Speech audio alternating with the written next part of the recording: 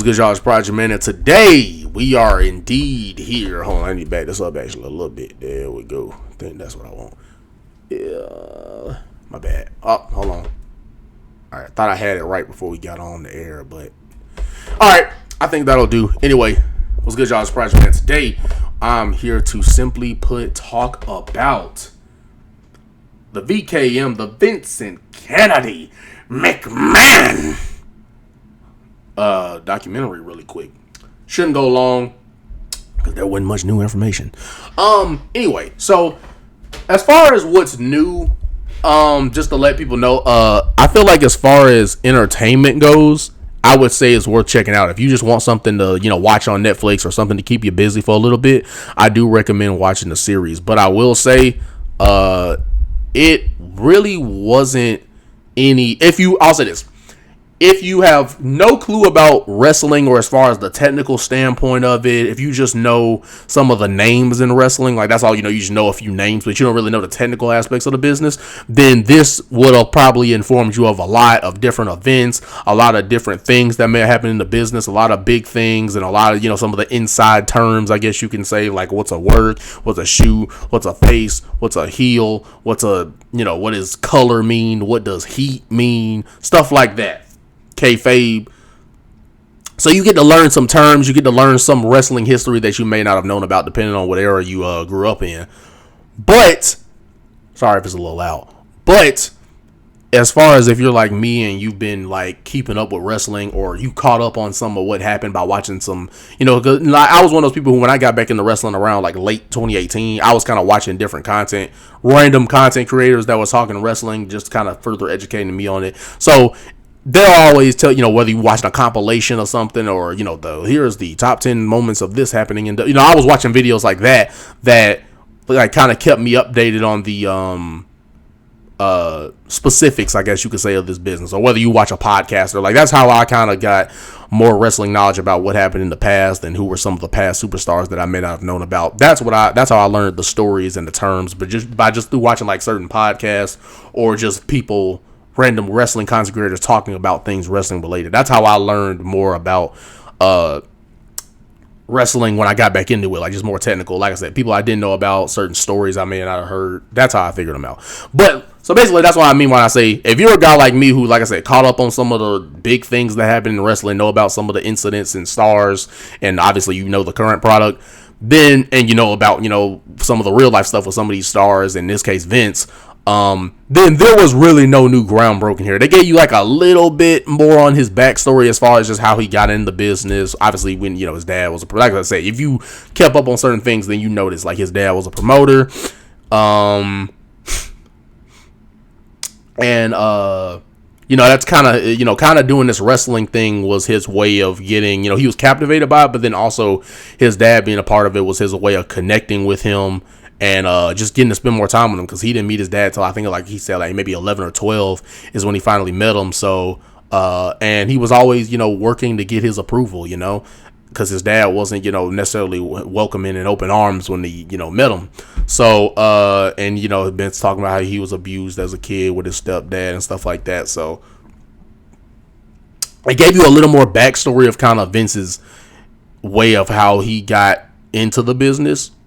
And maybe said, a few stories about Vince that maybe you haven't heard. But for the most part, it was stories that you had heard. They didn't really expound much on the allegations that have been made about him and the allegations that got so much of a fever pitch that, TKO, the company that owns now WWE and UFC, they had to drive him out of the chairman of the board position. Or I think that's what the name of it, that the position he was in prior to getting kicked out. Because they take them allegations seriously, and also they know that they don't need any baggage now that they're trying to attract all these sponsors, so they had to get Vince up out of here. So like I said, it was really, the documentary really just is talking about just wrestling history, certain turning points, like the obvious stuff, like okay, Hulk Hogan was the main reason, right? Those other reasons, but how they banked a lot of their money on WrestleMania 1 and how they were having controversies like steroid trials and David Schultz, slapping that interviewer because he was calling wrestling fake, and like I said, the steroid trials and stuff like that. But Vince dealing with under pressure because some of these wrestlers were, especially back in that day, 80s, 90s, a lot of wrestlers were dying pretty young, and that was, stuff with usually like painkillers and drugs, and it's just all of this amount of abuse of different substances is kind of what really led to it. And yeah, just kind of talking about how he had to deal with a lot to get to where he was, and then obviously talking about after Hogan had got them to the top, and then obviously if you know the Montreal Screwjob with Bret Hart, and how that new generation era with him and Diesel and Razor and Shawn Michaels and others, that was kind of where they were focusing more on the guy. I mean, that was still guys using steroids, but they were kind of guys that they were focusing more on the in-ring performance when you got the Bret and Shawn and, going with the smaller guys as the guy. But then obviously the Montreal Screwjob, the whole controversy behind whether Vince thought he was going to go to WCW, with their championship and just all that type of stuff. And obviously talking about, unfortunately, Owen Hart's death where he, was the Blue Blazer at the time, and they were dropping him from the top, and there was something going on with the cable or whatever, and it obviously caused him to die live on television because he dropped all the way down. I forgot how many feet, 70 feet. It was some high amount of feet that he dropped from. Just so unfortunate. And I couldn't imagine if I had a family member, pass and go out that way. And then they got sued. I think Vince and them got sued, and that Bret was he was trying to make sure that it wasn't a personal thing. And they found that, it was, after the investigation, they found out it wasn't. So they sued the little cable company or whoever the production that were in charge of doing that entrance would. Because, right, they've done that entrance before and it worked fine, but it didn't this time. So that whole situation was going on. And basically how the Montreal Screwjob pretty much created the Mr. McMahon character. Because prior to this, he wasn't this evil billionaire promoter and owner of the company that everybody saw as this villain. He was just, on commentary or maybe making an announcement. He wasn't on-screen character until the Montreal Screwjob happened. Then that's when he started being more of a on-screen character, and it was more or less just himself. And now in this documentary, again, like I said, if it's just something you want to watch, maybe get to learn a little more about wrestling, I think it's fine. If you just want some entertainment to watch and stuff like that, then it's cool. But as far as if you're a wrestling fan who's kept up to date on a lot of stuff, big, turning points or situations in history, then this isn't really, they didn't really say anything new or talk about any deeper details to the allegations that has been made about him, which is what we kind of thought we were gonna see. But again, I think still an entertaining watch, even though it's kind of just, like I said, if you're a wrestling fan, it's kind of just reinstating what you already know. Now we'll say there are some details that I didn't know about. That's why I would say it's not like just, there's just everything, but like most of it. But if you're here and there, like for example, apparently, and I'm kind of skipping ahead. Well, let me not skip ahead. Let me go somewhat in order. Obviously, WCW was, again, obvious stuff about. Hogan turning heel was a big thing, trash in the ring, and that was the only time, that was probably the last time that you could probably go kind of a little confused on whether wrestling's a work or a shoot, whether it's fully legitimate or whether this is they're working us on some of this and for fiction, for show, whatever. That was kind of like the last time that something like that was possible to do, like to confuse the fans like that, and just how big of a moment that was. And obviously it led to WCW, the NWO Outsiders Takeover storyline, with Hogan being revealed as the third man, is what led to that, is what led to them beating WWF at the time for 83 weeks, and then WWE, the big turning point for them is when they were able to get Mike Tyson in there. Ted Turner, I forgot to mention this. Ted Turner was also the guy that was pretty much running the network, I think maybe TBS or TNT.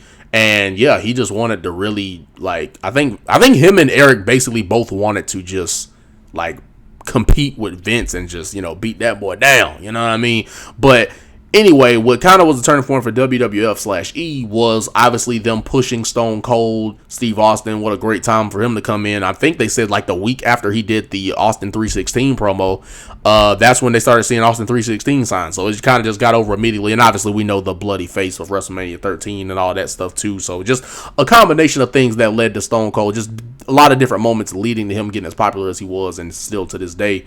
And then getting Mike Tyson, that was one of the biggest names in the world, no doubt one of the biggest names in sports. So them getting him involved, being the referee, and them like they were saying in the documentary, taking chances like the stuff with DX and the religious storylines they were getting over with Undertaker, like pretty much about to crucify Stephanie McMahon, and just these weird, some good storylines, but then just weird, over the top, too far storylines, and nudity and degrading of women, and just all these different types of stories. And obviously the main one that obviously got them to finally beat WCW was obviously the Stone Cold Mr. McMahon storyline. Just a simple story of overpower hungry, egotistical boss versus the anti-authority attitude, trash talking underdog, I guess you could say. Because technically underdog in the sense that they tried to keep him down and he kept fighting type of thing, but obviously in a more violent way than someone like a Daniel Bryan.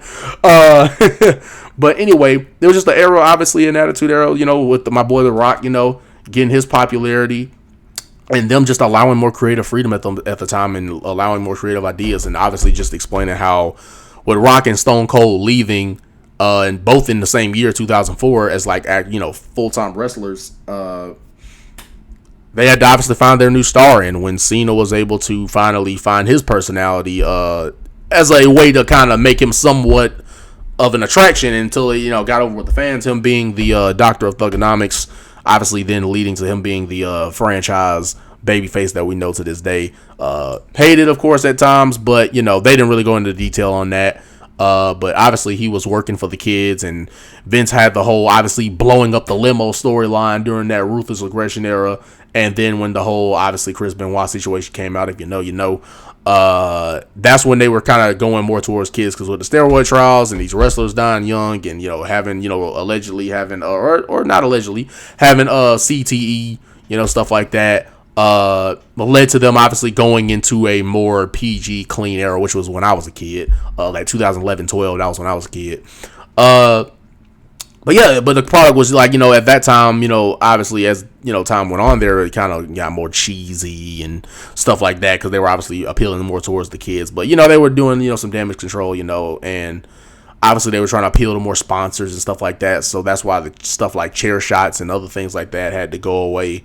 So but what I was about to say was, as we're going up here, just talking about how the day of, that's when Vince wanted Brock to break the streak, and Vince apparently said he didn't believe in Undertaker having a concussion. He just thinks that he doesn't remember the match because of the shock of him actually getting beat, and figuring that out is what got it, which didn't make any sense, because then they said after the show he left to go to the hospital with the Undertaker, and I think Undertaker was talking about how he couldn't remember his name for a while. So it's like, you literally went to the hospital with him. So it was weird. It was a contradiction. And another thing that was weird is Vince went into damage control. I didn't make a video on this. He went into damage control prior to the documentary coming out and say, oh, they didn't really they were just shining a light on the bad, trying to make me look bad, but didn't actually explain the real me. But then in the documentary, he literally said, you guys are not gonna get to know the real me. So if you can't get mad at Netflix for not getting to know your real you, when you purposely, in the documentary, you literally said that you're purposely gonna talk in a way where they're not gonna know the true you. So you had the ability to show them the quote unquote real you, but you know why you couldn't show them the real you? Because the real you is what they showed. The evil, egotistical boss that, apparently hated those rich, type of people when he was a kid. Because, he talked about how he was obviously, broke as a kid and stuff like that. But then you became those people that you hated. You know what I mean? You did, bro. And that made you feel better than everybody else. And, of course, Vince is never going to own up to any of those allegations, whether on the internet now or whether at the time, because guess what? That doesn't make you look good if you're open and honest. So, of course, you're going to lie and say that you didn't do all those things. And maybe there was a few of them that you didn't, but there's some things you did that, bro, it's like if you got, I think it was Rita and Ashley Massaro and obviously Janelle Grant. I mean, if all of these different women are, and it was a referee, I think that was Rita, the girl referee they had for like the first time in their company. Like, if all these people are saying these bad things about you, then there might be some truth to them, bruh. Because it's different than one person saying, okay, maybe you can pass it off as they making it up. But man, when it's multiple women, That, by the way, you're paying off separately, right? Splitting what? It was like, what, 12 million between, 4 women or whatever. Like, if you got multiple women coming out saying this, then how they, scared to come out, scared to talk about it because of the whole, sexual harassment and even rape and just stuff like that. Just all that type of stuff. Hopefully YouTube don't cancel me for that one. Yeah, just talking about that whole situation, and I'm just thinking, bro, if multiple people are saying this is happening, there might not be a complete bold-faced lie, and it might be, just a semblance of truth into it if this many people are coming out about it, and around similar timing as well, and different timing. So, but again, being open and honest don't make you look good. So maybe you shouldn't do bad things, guys. It's not that hard. But yeah, that's really all that was from the documentary. Like I said, just getting in a few more details. And Stone Cold was saying that, he said he didn't believe in CTE, man. So, he's got his own look on that. And then it's just weird hearing Hogan say that he doesn't think the business is going to survive without Vince, because that's what they asked him. And it's just so weird because I think they were doing this interview through like 2021 and 22. So I don't know. Hogan is Hogan, I mean, it's kind of like, of course, you're not going to think the business is going to survive because the only person you've known to carry a business is Vince, as far as that's who you would have the most experience with. So, of course, it's going to look foreign and unfamiliar with someone else running the place, but that doesn't mean they can't do a good job. And they've been, matter of fact, talking about it in the documentary, how they're doing a fine job right now. Of course, they could be doing better, and obviously, there's certain metrics that they're not hot in, but for the majority of the metrics, they're doing fine and they're doing well. So, documentary is a good watch as far as entertainment, especially if you just want to get a little deeper knowledge about pro wrestling and some of the terms and kind of why people watch it and stuff like that. But as far as if you were a wrestling fan who, like I said, knew a lot about the bigger stars and some of the bigger stories from back in the day, then it wasn't like they dropped much. And I wouldn't say any, but much new information that you didn't already know about. But I'm just trying to think if I wanted to say anything else. Obviously, they were talking about stuff like how there were stories that they didn't want to do and stuff like that, but you were going to get fired or you were going to get punished if you didn't do the storyline. So a lot of that, like I said, discussing the obvious events like the curtain call and that whole situation of them punishing Triple H because him, Shawn, Diesel, and Razor Ramon all hugged after a match, and a fan catching it on camera didn't make it any better. So yeah, all of that good stuff, all of the big things. Like I said, I'm just trying to remember anything else. But yeah, that was about it. But I wasn't bored by it. But it was kind of just reassuring with, like I said, if you're a wrestling fan who knows about the bigger things that happen in wrestling history, it kind of didn't tell you much that was different. But y'all let me know, golly, in the comments down below. What did y'all think of this? I'll say this. What did you think of the documentary? And was it what you expected as far as, or I'll say this, was it how you felt about the documentary? And then also you can say what you wanted to see in the documentary, like if it didn't live up to your expectation, or maybe it was exactly what you wanted to see or whatever. But y'all just let me know. We can have a conversation. But like and subscribe while you're commenting, while you're at it. Like and subscribe on your way out. But at the end of the day, what I say, this is what it's going to be. This is part of G.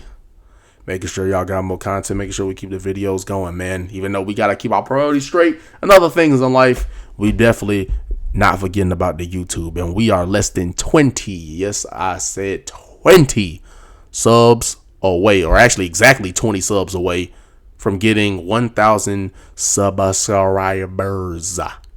So help me get to that, did I say 1,000? I don't think I said 1,000. I just said I got thrown off because a notification came up. 20 subs away from getting to 1,000 subscribers. So go ahead, help me reach that goal. Let's get to the 4 digits and just keep leveling up from there. But this is DJ White. So without further ado, let's get it. Till I see you, young boys and girls, again in the next video. I'ma see you when I see you. Peace.